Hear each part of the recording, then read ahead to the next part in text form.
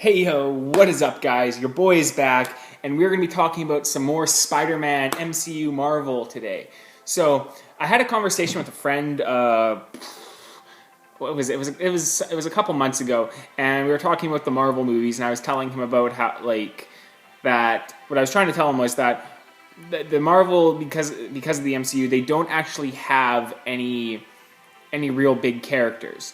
Because they killed off Iron Man and they killed off Captain America, and I don't think they're going to make any Hulk movies, and Thor's kind of being sidelined in his own, so that's going to be kind of a piss off, but I expect that'll still do well. So outside of those four main Avengers, it's hard to actually really have anyone. Yeah, Black Panther was a success, and Captain Marvel was a success, but more so that was in the lead up to the Avengers Endgame, and that's when MCU was at its hottest.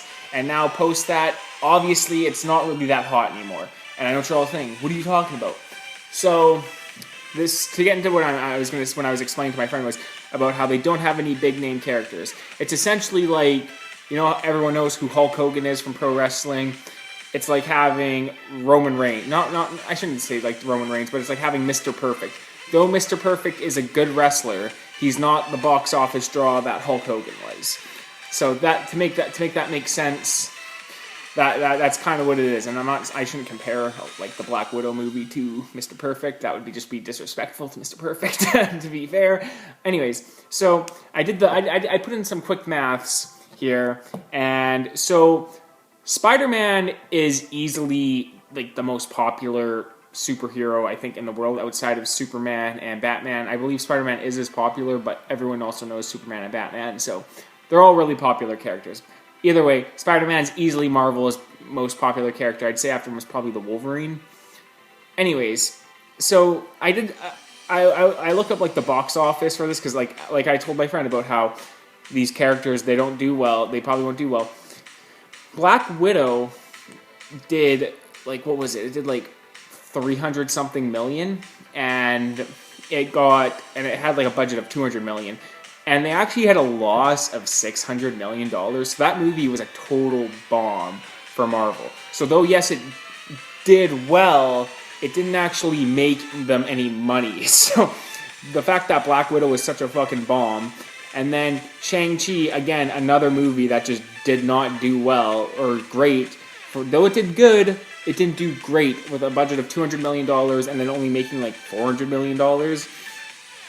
Again, that doesn't even go into marketing and merchandising and stuff and ads that they put in for the movie, so that's they probably didn't make as much on that as they really planned. So then after that you have Eternals, and Eternals, I didn't even see it, but I just don't care. The thing is, it's we have the Eternals. I don't even give a fuck about the Eternals. Who gives a fuck about the Eternals?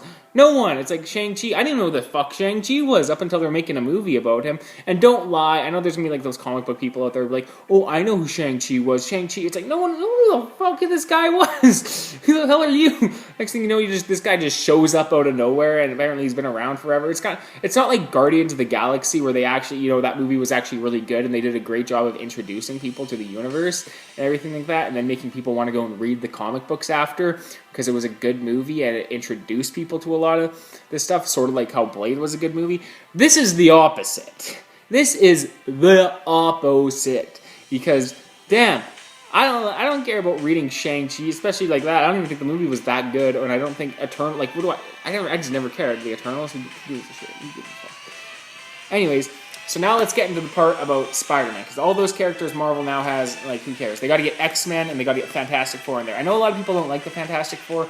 I might actually start trying to do comic book reviews for Fantastic Four, so I can talk more about the characters and stuff like that, and talk about the movies, because I understand a lot of people don't understand how important the Fantastic Four are, because they are Stan Lee's most important creation, I would say. Not in terms of money, but in terms of importance to him and his career. That's how important they're not called the first family for nothing. So, Spider-Man and Venom Let There Be Carnage. Venom was a box office success. It made $500 million on a budget of $100 million. That's awesome. That did really, really well, and it's probably still making the money somehow. Plus, then they also released Spider-Man No Way Home, and here's the thing about Spider-Man No Way Home. they didn't even announce Toby and Andrew were going to be in this. It was just all speculation and hype around it. So everyone was interested to go and see it. So everyone who did go and see it, word spread about how good the movie was. Everyone went back the next weekend, and it did even better numbers. Apparently it was doing like Endgame numbers, better than Endgame the next weekend. So that still should tell you how big of a character Spider-Man is by himself. Not having to throw in 20 million other characters and have God's promotion behind it just to make it important. So that should tell you just how of an important character Spider-Man is, and how he just dominates all those other like small-time characters. Like, no one cares about those characters. Everyone wanted to go see Spider-Man. That's just the fact. No one cares about seeing any of these other fools. And now, because of it, like, think about that. Not only did Spider-Man do better than all the Marvel movies, Venom, fucking a Spider-Man villain, a very, very popular Spider-Man villain, but a villain did better.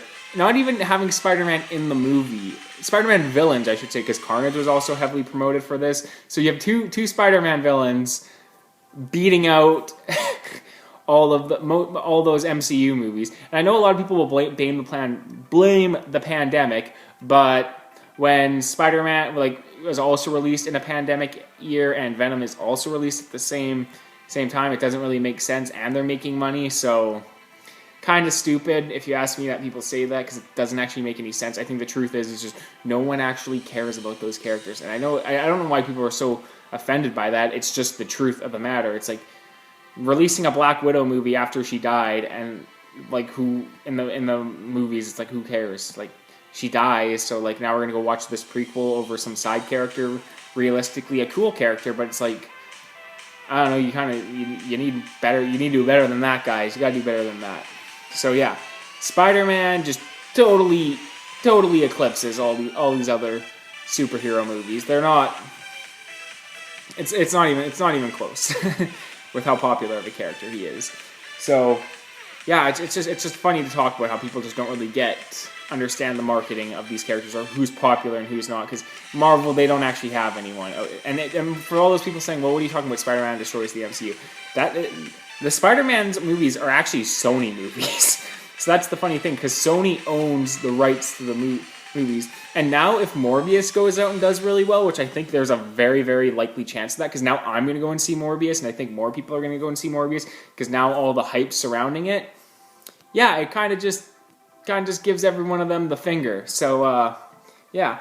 Anyways, that's the video, guys. I'm going to give you a quick update here. I've started reading the Spider-Man by Todd McFarlane. I read the first 4 issues, and so far it's really good. And I think I have about 10 more to go. I think this thing's a real page turner. I can't wait to talk about it. So, yeah, if you guys want to see any comic reviews, I've made one about Thor and Hulk. So, stay tuned for that, and peace out, guys.